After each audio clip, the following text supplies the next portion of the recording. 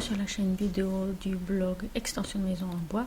Aujourd'hui, je vous propose de parler du choix de revêtement de façade et en particulier du choix de bardage pour une extension en ossature bois.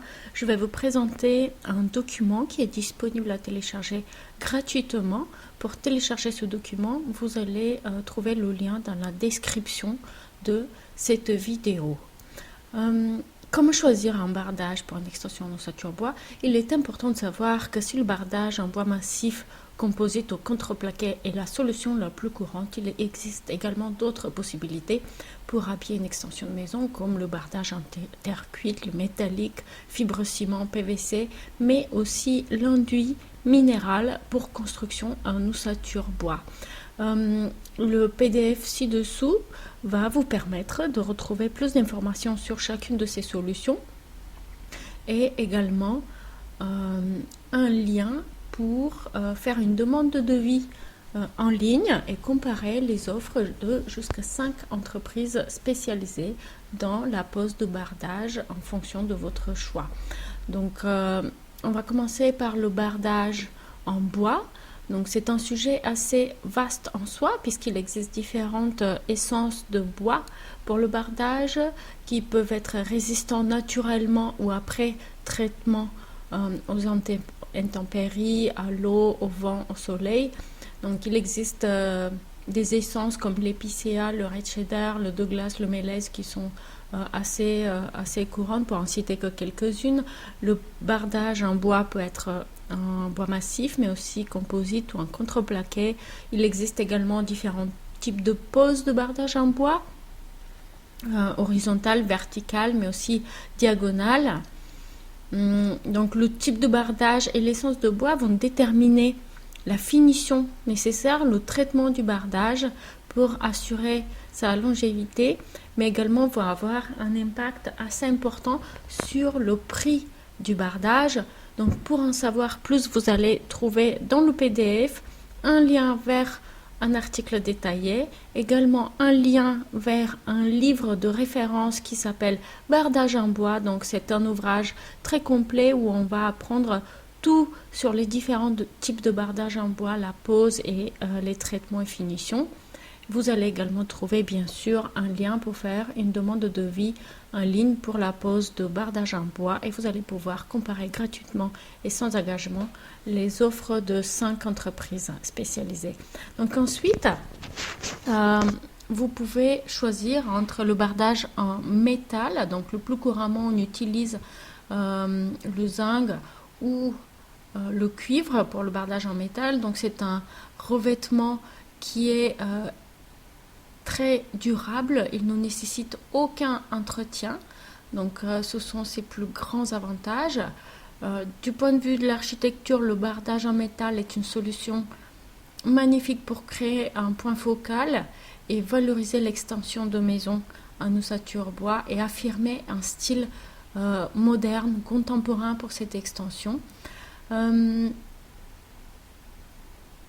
Le prix du bardage en métal sera relativement élevé, donc pour plus d'informations, vous pouvez cliquer sur le lien dans le PDF et trouver les différents prix en fonction généralement du type de bardage choisi, de la taille des bardeaux, mais également de type de pose et puis bien sûr de la surface et des contraintes de chantier. Vous allez trouver dans le PDF un lien pour faire une demande de devis pour bardage en métal et puis un lien vers le lien détaillé sur le blog Extension Maison Bois. Ensuite, il existe également le bardage en terre cuite. Alors la terre cuite est un matériau formidable, c'est un matériau naturel, une solution esthétique et durable également. Donc il existe deux solutions principales pour le bardage en terre cuite. Donc le bardage en terre cuite en panneau creux à suspendre et celui en plaque. Donc la pose va être différente et puis le prix va être également un petit peu différent. Les avantages du bardage en terre cuite, il s'agit d'un matériau naturel qui peut être réutilisé même si ce n'est pas un matériau renouvelable, c'est un matériau qui peut être recyclé facilement. La texture et les couleurs du bardage en terre cuite sont assez agréables, il s'agit d'un matériau noble de premier choix. Généralement, le bardage en terre cuite va être utilisé en plutôt petite dimension puisque la terre cuite reste quand même relativement fragile. Donc dans le PDF, vous allez trouver également un lien pour faire une demande de devis pour pose de bardage en terre cuite. Vous allez également trouver plus d'informations sur le bardage en terre cuite sur le blog extensionmaisonbois.com. Alors, l'ardoise peut être utilisée également comme revêtement de façade, comme de couverture. Alors, l'ardoise, on a l'habitude de la voir plutôt dans l'architecture traditionnelle, mais il est tout à fait possible d'utiliser ce matériau noble et de grande qualité dans un style plus contemporain. Donc, voilà, c'est une option qui est tout à fait valable. Ensuite, on va s'arrêter très brièvement au bardage PVC qui, je vous avoue, n'est pas mon préféré. Donc le bardage en PVC est solide et résistant, il est assez facile à mettre en œuvre et pas cher. Par contre, c'est un matériau dérivé du pétrole. Sa fabrication est donc à forte empreinte sur l'environnement. En cas d'incendie également, le bardage en PVC est toxique. Voilà, vous pouvez trouver également quand même un lien pour faire une demande de devis pour bardage en PVC.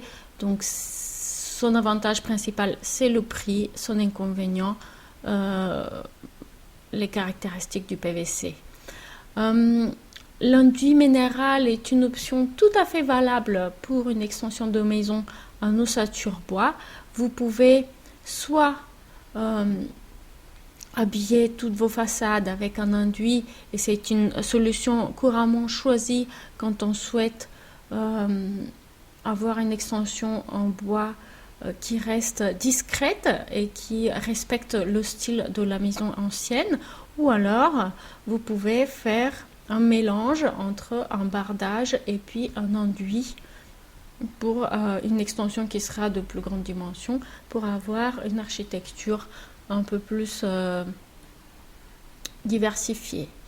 Donc voilà, je vous remercie pour votre attention. Dans la description ci-dessous, vous allez trouver le lien qui vous permet de télécharger ce document.